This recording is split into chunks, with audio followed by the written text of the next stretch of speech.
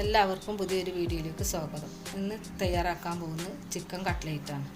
അതിലേക്ക് വേണ്ട സാധനങ്ങൾ: ഉരുളക്കിഴങ്ങ് പുഴുങ്ങിയെടുത്തതാണിത്, തൊലി കളഞ്ഞു വെച്ചത്, മല്ലിയില, വേപ്പില, 2 സവാള കൊത്തി അരിഞ്ഞത്, ചിക്കൻ, ഇഞ്ചി, വെളുത്തുള്ളി, പച്ചമുളക്. ഇത്രയും സാധനം വെച്ചിട്ട് എങ്ങനെ തയ്യാറാക്കണമെന്ന് നോക്കാം.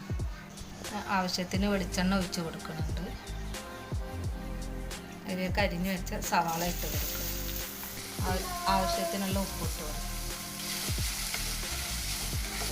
നമുക്കൊന്ന് ചിക്കൻ ഒന്ന് പൊടിച്ചെടുക്കാം. സവാള ഒരു വിധം വാടി വന്നിട്ട് അതിലേക്ക് ഇഞ്ചി വെളുത്തുള്ളി ചതച്ചിട്ടത്, ഒരു 4 പച്ചമുളക് ചെറുതായി അരിഞ്ഞത്, 1.5 സ്പൂണ് മുളക് പൊടി, 1/4 ടീസ്പൂണ് ഗരം മസാലപ്പൊടി, 1/4 ടീസ്പൂൺ മഞ്ഞൾപ്പൊടി. ഇതിലേക്ക് അരച്ച് വെച്ച ചിക്കനും കൂടി ഇട്ട് കൊടുത്ത് നല്ലപോലെ ഒന്ന് വഴറ്റിയെടുക്കണം.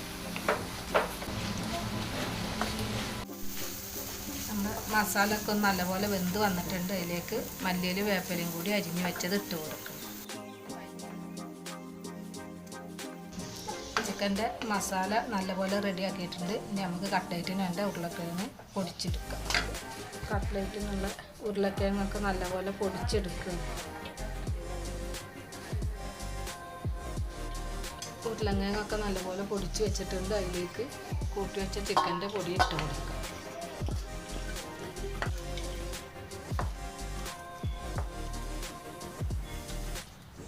ഉപ്പ് പാകത്തിന് നോക്കിയിട്ട് ഇട്ട് കൊടുക്കുക. ഉപ്പ് കുറവായതുകൊണ്ട് ഞാൻ കുറച്ചിട്ട് കൊടുക്കണം.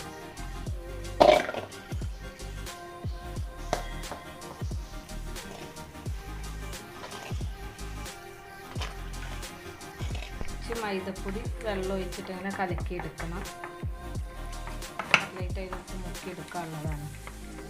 കട്ട്ലേറ്റിനുള്ള എല്ലാം റെഡി ആയിട്ടുണ്ട്. ഇനി നമുക്ക് ഓരോന്നെടുത്ത് കയ്യിൽ വെച്ച് പരത്തി എടുക്കാം.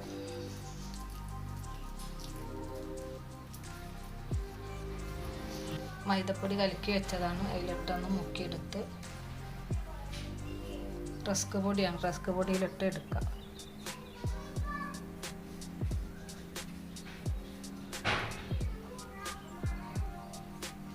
ഓരോന്നായിട്ട് പരത്തി വെക്കുക.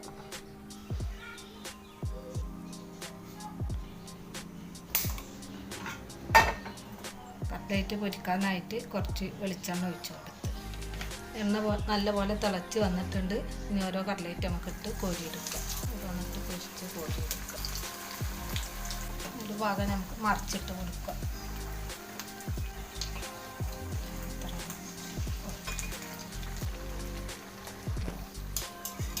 കട്ട്ലേറ്റ് റെഡി ആയിട്ടുണ്ട്. ഓരോന്നായിട്ടെടുത്ത് കോരിയെടുത്ത് മാറ്റാം.